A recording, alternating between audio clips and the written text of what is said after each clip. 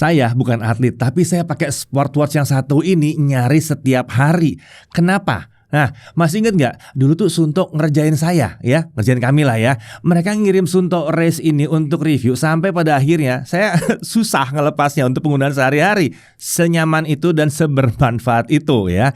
Nah, terlepas dari keunggulannya si Sunto Race ini, ternyata ada satu aspek yang sering dipermasalahkan. Bukan oleh saya ya, tapi buat yang tubuhnya atau lingkar tangannya itu lebih kecil karena ukurannya besar banget di 49 mm. Itu sebabnya hadir si Sunto Race S ini yang diameternya lebih kecil tapi kemampuannya pada dasarnya sama dengan Sunto Race. Ada GPS lengkap dengan peta offline, sensor untuk kebugarannya lengkap banget, daya tahan baterai juga udah mantap, daya tahan terhadap airnya itu membuat dia bahkan bisa dipakai di laut ya.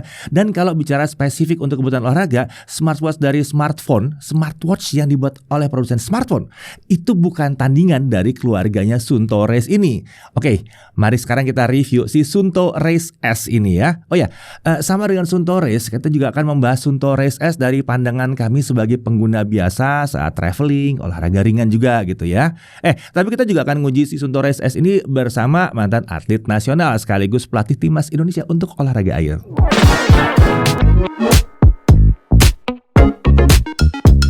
Ya, untuk yang udah pernah nonton video Sunto Race dan lagi ngincar Sunto Race mungkin ya, tapi mungkin ukurannya rasanya kok gede banget gitu. Ya, Sunto Race S yang satu ini adalah solusinya.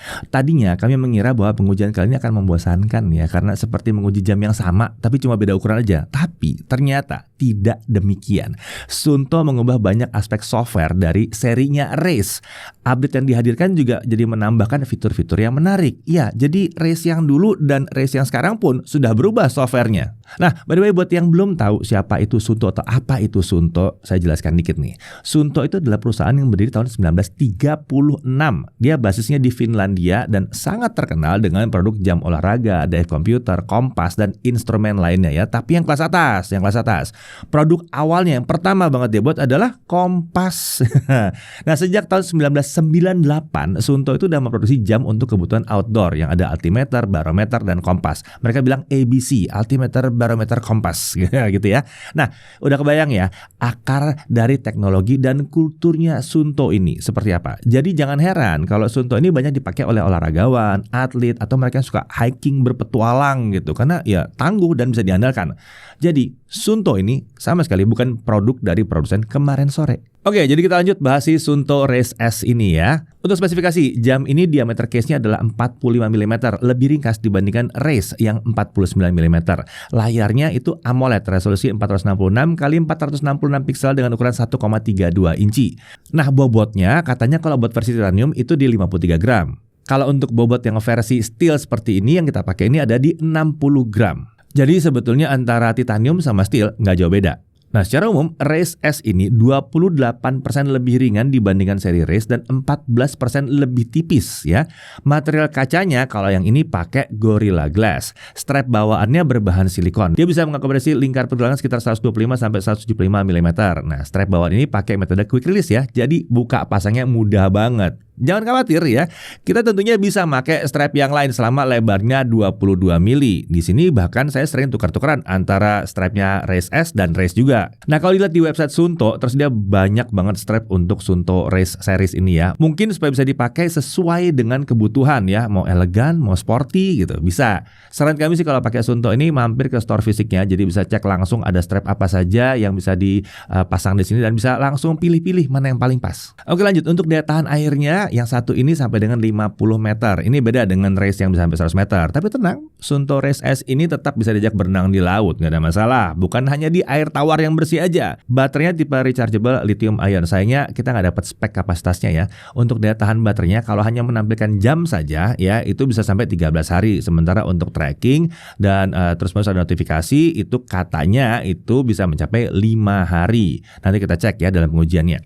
Untuk latihan di performance mode dengan semua akurasi sensor tertinggi, jam ini dijanjikan bahkan sampai 30 jam nonstop ya. Kalau pakai mode endurance itu bisa 40 jam nonstop. Nah lucu ya, mode latihan full ya, betul-betul latihan total gitu ya, dengan setting endurance yang harusnya tetap boros baterai ya, kan 40 jam gitu ya. Itu baru mirip dengan daya tahan smartwatch Android atau Apple untuk penggunaan ringan secara umum. Iya ya, untuk notifikasi tipis-tipis ya dipakai ringan buat lihat jam itu kan kurang lebih sekitar 48 jam, ada yang 36 jam. Sementara yang ini untuk pekerjaan yang terberatnya dia yang 30 sampai 40 jam. Nah, untuk warna tersedia all black, ada powder pink, ada powder grey, ada gravel grey, ada power blue, dan ada power orange seperti yang kita tes kali ini. Seharusnya nanti ada juga yang versi titaniumnya. Untuk kapasitas storage-nya, untuk outdoor offline map ya, dia bisa pakai offline map ya. Itu kapasitasnya sampai 32 GB. Ini sama besarnya dengan versi Race Titanium.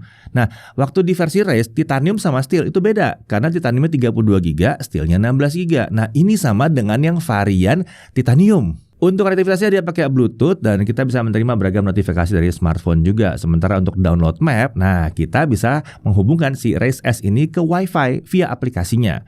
Untuk sensor-sensor ini lengkap sekali lah. Kita bisa cek aja lah di websitenya ya, di website Suunto itu ada banyak di situ ya. Kalau mau dibahas, waktunya panjang banget. Yang jelas, yang spesial di sini sudah ada indikator untuk recovery dan progres latihan, dilengkapi dengan heart rate variability ya, HRV. Nah ini berguna untuk para atlet. Nah kalau buat olahraga itu ada banyak ya aplikasi pemantauan olahraga. Banyak banget ya, udah sekitar 100 lah olahraga yang bisa dipantau oleh jam yang satu ini. Dan kayaknya bisa nambah terus, karena tinggal nambahin aplikasi aja ya. Jadi kalau yang terpasang itu kurang, masih ada banyak yang bisa diinstal dari aplikasi Suunto ya. Tinggal masuk aja ke Suunto Plus Store. Di dalam aplikasi Suunto ada banyak yang tersedia situ ya. Sampai race plan itu juga ada. Kalau mau buat workout terstruktur bisa juga. Nah, di sini kita bisa training seakan punya coach pribadi. Ini bisa membuat kemampuan kita berkembang tanpa dana ekstra lagi. Kan udah include dalam paketan jamnya ya. Bahkan kalau mau sharing langsung hasil latihan kita bersama pengguna Suunto yang lain juga bisa. Atau mau lihat hasil-hasil latihan orang-orang di sekitar kita lagi latihan bisa juga di situ. Nah, untuk olahraga ini memang sangat lengkap. Sementara untuk kegiatan outdoor tentunya di sini ada GPS dan navigasi juga. Altimeter, barometer, dan kompas ABC ya, itu juga ada. Termometer juga ada di sini. Map seperti dibahas tadi juga ada, bisa di-download gratis. Gratis mapnya ya dari app Suunto ke jam ini. Jadi nggak perlu dari HP. Nah untuk watch face kini sudah ada yang baru dan lebih fresh dibandingkan dengan saat kita nguji Suunto Race ya. Sejak Race S keluar itu sudah ditambahin. Tentunya complication juga bisa diatur sesuai kebutuhan kita. Ini caranya agak beda dengan software yang lama, dengan yang sebelumnya kita tes ya. Kita masuk ke customize dan kita bisa milih info pada setiap complication. Lalu sekarang untuk mode time sudah ada penguncinya juga. Jadi kita nggak perlu khawatir tombolnya tertekan secara tidak sengaja. Oke, sekarang mari kita bicara saat penggunaan. Pengoperasian Suunto Race ini cukup sederhana sebetulnya. Di sisi kanan jam terdapat tombol atas untuk masuk ke menu latihan, lalu di bawah ada tombol bawahnya tentunya ya, untuk tombol back atau mundur. Dan di tengah itu digital crown yang bisa ditekan untuk memilih dan diputar untuk navigasi. Layar jam ini tentunya layar touchscreen ya, jadi kita bisa saja mengoperasikannya dengan sentuhan sepenuhnya ya, sentuhan tangan aja. Nah, kalau dengan software lama di Suunto Race yang dulu ya, kita merasa animasinya itu kurang mulus untuk navigasi. Nah, kalau di sini beda. Sekarang navigasi dengan sentuhan di Race S terasa lebih lancar. Walaupun belum terasa seperti yang licin kayak 60 fps, tapi ini udah lebih lancar, jauh banget. Tentunya kita tetap bisa melakukan navigasi dengan digital crown-nya juga, yang rasanya tentunya akan lebih nyaman lagi. Nah, sama seperti waktu kita ngetes Suunto Race, kita juga bawa Suunto Race S dalam sebuah perjalanan, dan kebetulan lagi-lagi ke Eropa gitu. Nah, setup jam ini sebetulnya sederhana ya sebenarnya ya. Tinggal install aplikasi Suunto, buat akunnya, lalu pairing pakai aplikasi itu. Beres, udah gitu aja, nggak banyak macam-macam ya. Kami bahkan bisa pindah-pindah smartphone saat lagi dalam pengujian. Berawal dulu di awalnya kita pakai Vivo V40. Kita bisa dengan mudah pindah ke Vivo X Fold 3 Pro. Bahkan saat ini lagi di syuting kita pindah lagi HP-nya. Nggak ada masalah, bisa ya. Nah untuk pindah kita cukup masuk ke connectivity di jamnya ya. Lalu dalam mobile app pilih Forget. Ya, nah setelah itu lakukan pairing dengan smartphone yang baru yang udah memiliki aplikasi Suunto dengan akun Suunto kita juga. Yang penting akun kita yang penting. Beres, udah nyambung. Jamnya nggak usah di reset, cuma forget aja gitu. Jadi nggak makan waktu yang lama. Tenang, data nggak bakal hilang karena semua data kita itu base-nya ada di Suunto app atau aplikasi Suunto-nya. Jadi tersedia langsung di cloud-nya. Aman. pindah-pindah nggak masalah, detail tetap ada di situ. Nah, untuk mulai pencatatan saat berolahraga sebenarnya tidak jauh berbeda dengan solusi yang lain ya. Untuk mengawali latihan itu swipe ke bawah dan pilih tipe latihannya. Latihan terakhir yang kita lakukan itu akan ada di urutan paling bawah atau yang pertama kali bisa kita pilih. Nah, kita bisa milih bantuan audio untuk notifikasi progres latihan selama kita lagi latihan. Untuk jalan kaki ini saya pilih pakai TWS dan sekalian bawa smartphone juga. Jadi sebelum di start saya swipe dulu ke bawah untuk exercise option, kemudian saya mengaktifkan voice feedback. Ini defaultnya mati ya. Kalau kita tanpa mengaktifkan ini, kita tidak dengar notifikasi dari aplikasi saat kita lagi berolahraga. Nah, di sini kita juga bisa mengaktifkan auto pause dan beberapa fungsi lain. Auto pause ini akan menghentikan sementara ya proses pencatatan kalau kita sedang berhenti. Ya kadang-kadang gitu ya, mau nyebrang jalannya gede, berhenti dulu. Nah, masa ia dicatat sebagai melambat gitu kan gak asik. Jadi dia bisa pause dulu, otomatis. Dan tenang, semua settingan tadi nggak perlu disetting ulang kalau kita sudah pernah melakukan settingan sebelumnya. Nah, masih sebelum start, kita juga bisa melakukan pengaturan fungsi Suunto Plus. Ini fitur-fitur baru yang bisa ditambahkan via aplikasi Suunto. Banyak yang bisa ditambahkan, nanti kita perlihatkan opsinya dalam aplikasi Suunto ya. Nah, setelah di start, pada dasarnya kita akan memperoleh notifikasi via app Suunto itu via TWS. Kalau jalannya seperti saya ya, mengenai status heart rate zone dan kondisi setiap satu lap, yang dalam hal ini disetting ke 1 km. Jadi buat yang latihan lari misalnya nih ya, akan sangat berguna. Kita tahu heart rate zone kita lagi di berapa.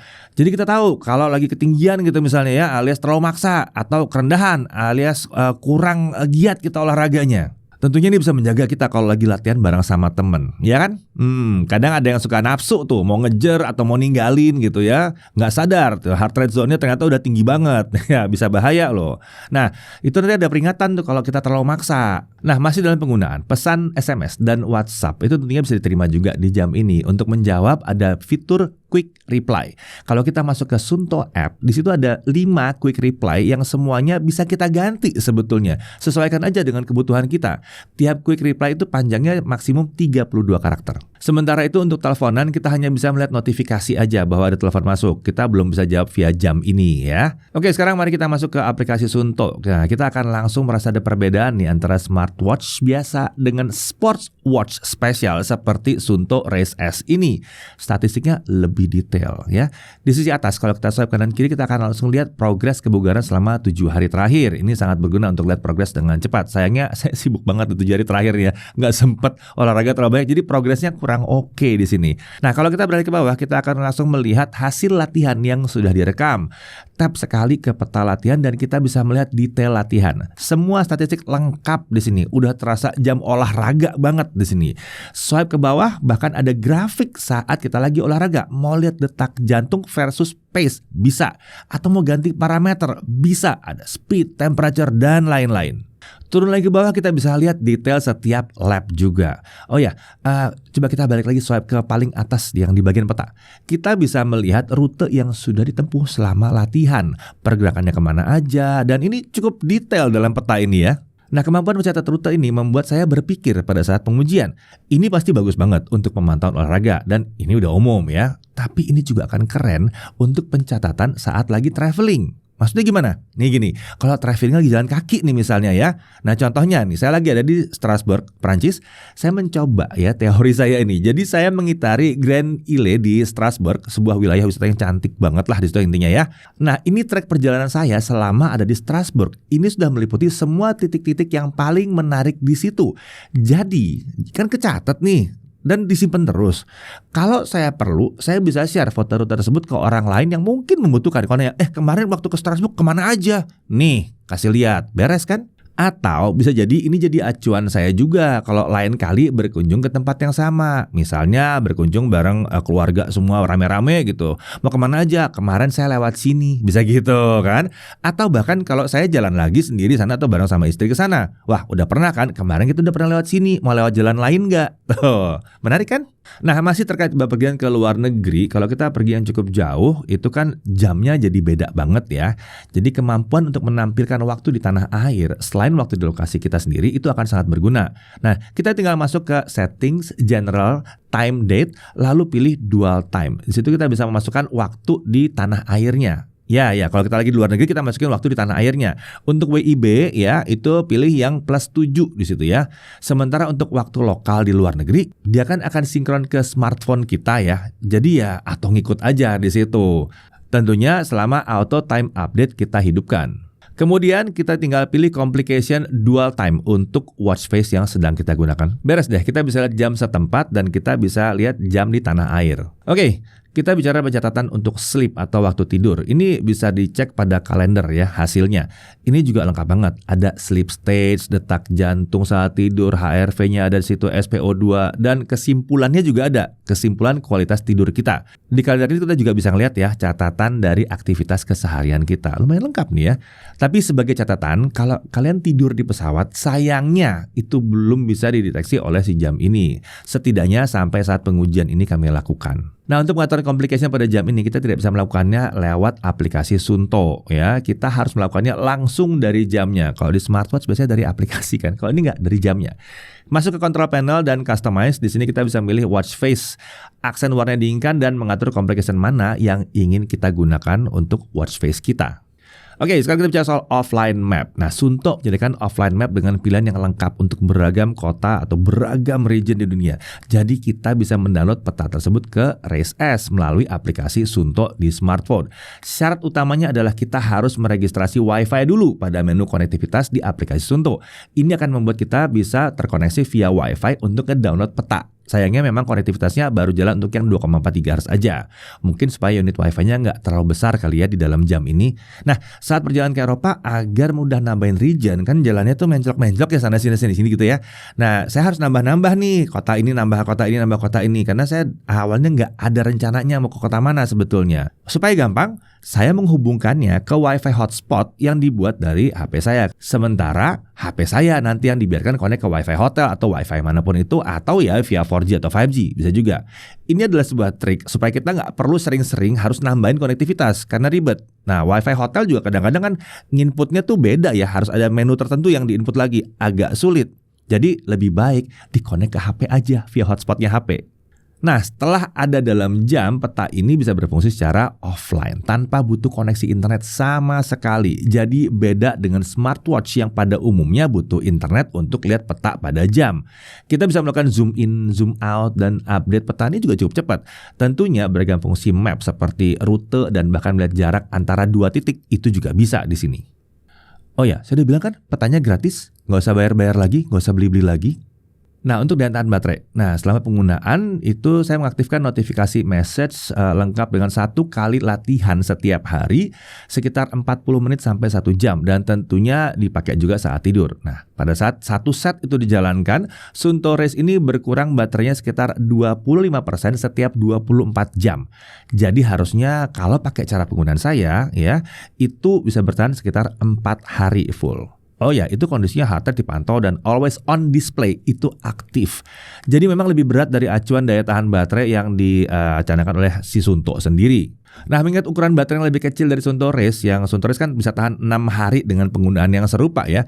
Daya tahan si Suunto Race S ini udah terhitung wajar. Jadi lumayan ya, kalau mau dipakai selama weekendan 3 hari penuh pun nggak perlu takut baterainya habis.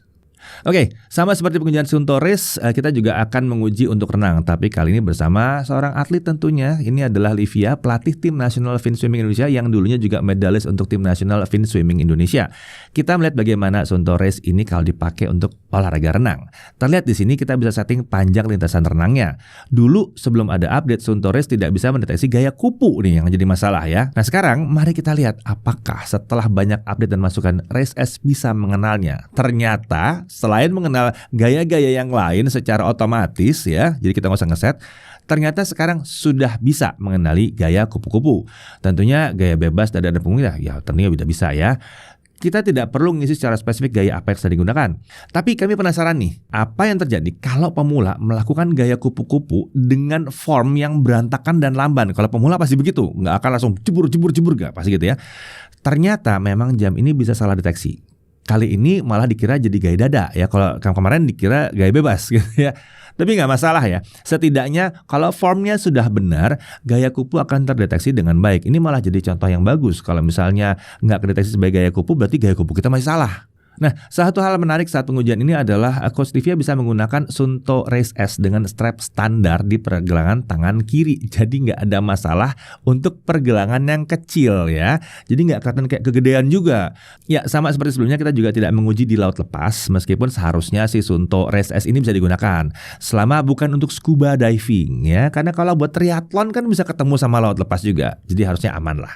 Jadi kesimpulannya untuk olahraga renang ini cukup mumpuni nih. Dan ingat ya, dia tough banget kalau soal ketemu air, gak ada masalah. Oke, untuk harganya, Suunto Race S yang kami uji ini dijual dengan kisaran harga 6,3 juta rupiah. Ini lebih murah dibandingkan Race ya. Bahkan tipe steel yang 16 GB pun ya, ini masih lebih murah ya.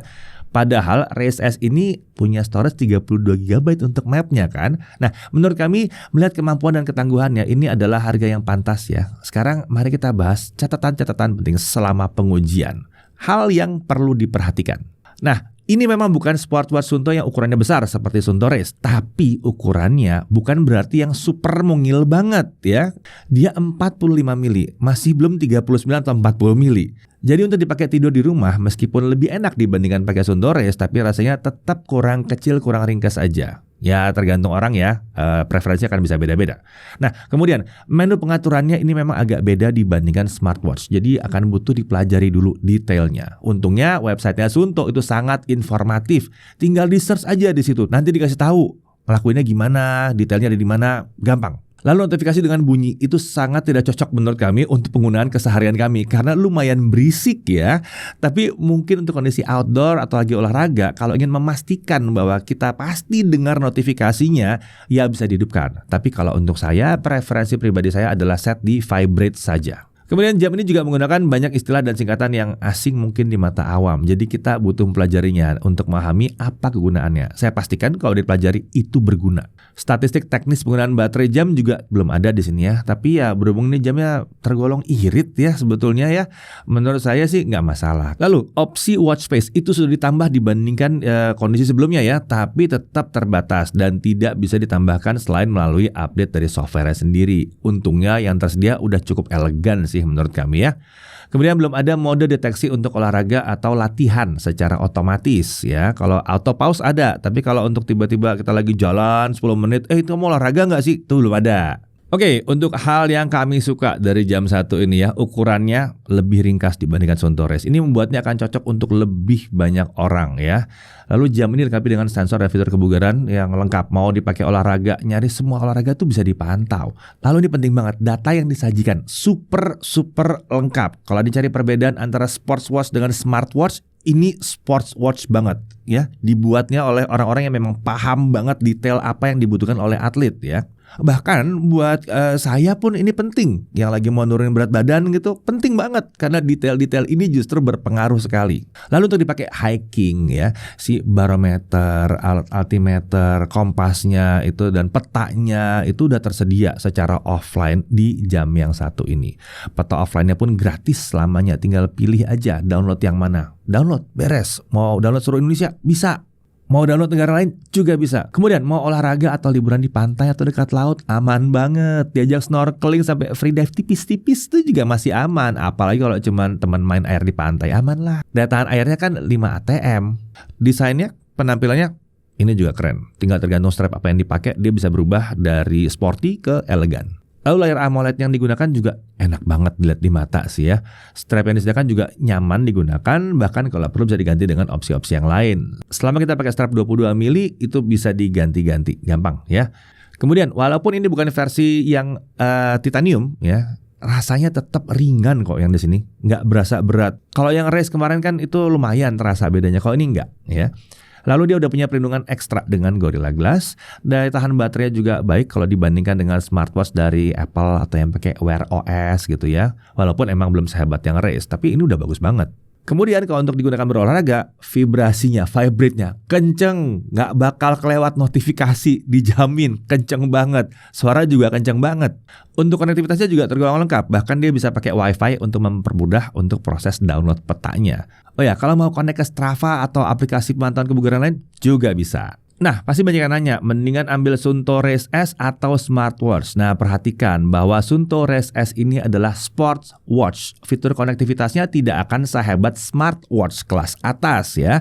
Nggak bisa jawab dengan ngetik atau pakai suara, belum. Dia juga nggak bisa ngangkat atau menjawab telepon langsung dari jamnya. Kemudian pilihan watch face-nya juga bukan yang ada ribuan seperti smartwatch kelas atas.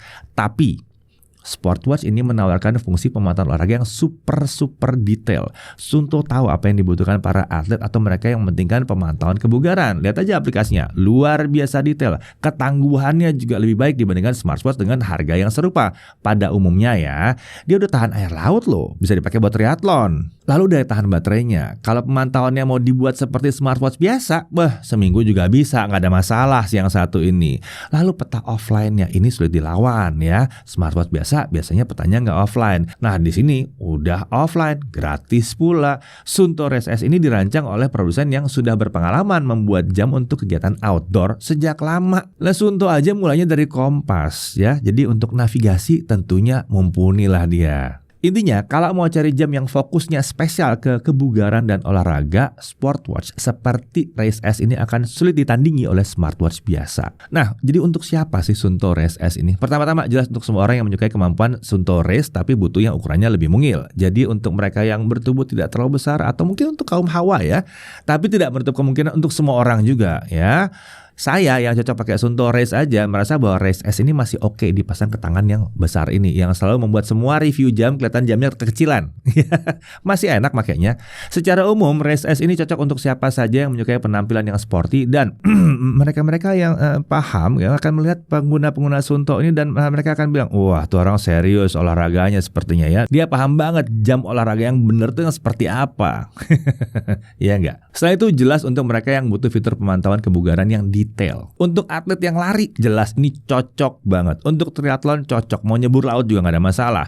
Untuk aktivitas dalam ruangan seperti nge-gym ini juga bisa banget. Jadi cocok untuk siapapun yang mau memantau progres olahraganya setiap hari dengan detail. Mau diajak cross country, hiking, camping di gunung, cocok banget. Tadi kan map offline-nya udah ada ya. Penampilan layar AMOLED-nya juga keren dan desainnya juga keren. Membuatnya bisa diajak bergaya juga. Bahkan mungkin ke acara yang lebih formal. Bisa. Race S harusnya malah lebih cocok ketimbang race yang besar itu ya. Karena kalau cowok-cowok mau pakai baju lengan panjang, ini lebih gampang dipakainya. Bisa masuk ke dalam lengan panjangnya. Jadi bahkan untuk pengguna seperti saya yang bukan atlet-atlet banget lah ya, jelas ya, jam ini tetap memiliki daya tarik tersendiri. Jamnya jelas tahan banting dan tangguh, jadi nggak perlu takut tiba-tiba rusak karena penggunaan yang agak kasar. Diajak traveling ya, enak juga karena nggak perlu sering-sering ngecas. Kalau untuk 3-4 hari sih aman banget. Atau kalau mau seminggu ya matikan aja always on display-nya. Singkat kata, Race S ini bisa jadi jam tangan siapapun, terutama karena desainnya yang lebih pas untuk semua orang. Tidak hanya untuk yang bertubuh besar saja dan tidak hanya untuk atlet saja. Ingat, kebugaran tubuh kita akan lebih mudah dipantau secara detail kalau pakai Race S ini. Saya Dedi Irfan, Jaga TV TV.